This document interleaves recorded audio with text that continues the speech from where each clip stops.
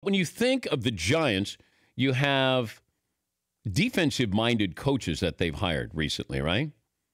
Tom Coughlin, or offensive-minded. You have Ben McAdoo, Jim Fossil, Dan Reeves, Ray Hanley. Parcells was a defensive-minded coach, but they've hired offensive-minded coaches. Now you bring in Matt Patricia. You spent all that money on the defense with the Giants in the offseason, bringing in a couple of new players. So Matt Patricia, it looks like all signs are pointing towards him being the next head coach of the New York Giants. Yes, McLovin. What do you think? Sounds like a good hire to me. I have no idea. Yeah. Because it's an assistant coach who we never heard. He doesn't do interviews. You don't know that much about him. And I always go back to Romeo Crennel and Charlie Weiss. They were great assistant coaches. They just weren't head coaches. I don't know if Matt Patricia, he seems like he's a brilliant guy with his educational background, and he does a great job with the Patriots, but I don't know if he's able to be the head coach. Ben McAdoo was not a head coach, in my opinion. When you saw him in a press conference, the temperament, commanding a room, you got to be there. Media sat. There's more that goes into being a head coach than just what you do with hiring your staff or how do you make a play call. And, you're making some decisions, but you're also the face of the franchise. And Ben McAdoo would get in front of the media, and he didn't have any personality. You saw Gruden yesterday. Now, Gruden's got too much, but you saw Gruden, Pete Carroll, these guys who get in front. Belichick has his Belichickian way. That's interesting. But, he's another guy that you probably looked at and you go, gosh, he'd be the face of our franchise, either, with Cleveland or the Jets. But he's able to do it with New England because he wins. Same with Popovich.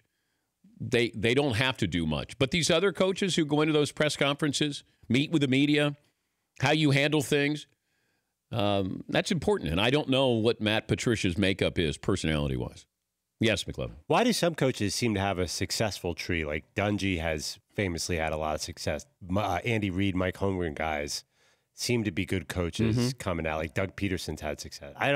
Is there anything that they let the assistants do more? Is there a reason or just blind luck? I think it's the talent of being able to see, because somebody hired John Gruden, to be sort of a gopher with the Packers. Like they brought him in, and his job was to drive, I think, coaches or pick people up at the airport. But to see that and then see where he is today, a lot of it's luck, but you're also investing in work ethic there. Bill Walsh was able to do that. Bill Walsh had a great tree. I don't know what Chuck Noll's tree was. Landry's tree, Parcells' coaching tree. Well, Parcells is Belichick similar, right? But anybody else in there? Yeah, Paulie. Wouldn't you love to see Matt Patricia week to week with the New York City media? Yeah, because he may have great personality. But maybe you just go, hey, it worked for Belichick. I'm just going to go the Belichick way. But he has to have a personality, you think, to be able to go in to a job interview where you go, okay, tell us what you would do. And if he all of a sudden goes, oh, I don't want to give any secrets right now. Right. Like you would have to have something from him before you go, all right, that's our guy. For more Dan Patrick Show, tune to Audience Channel 239 on DirecTV or download the Dan Patrick Show app.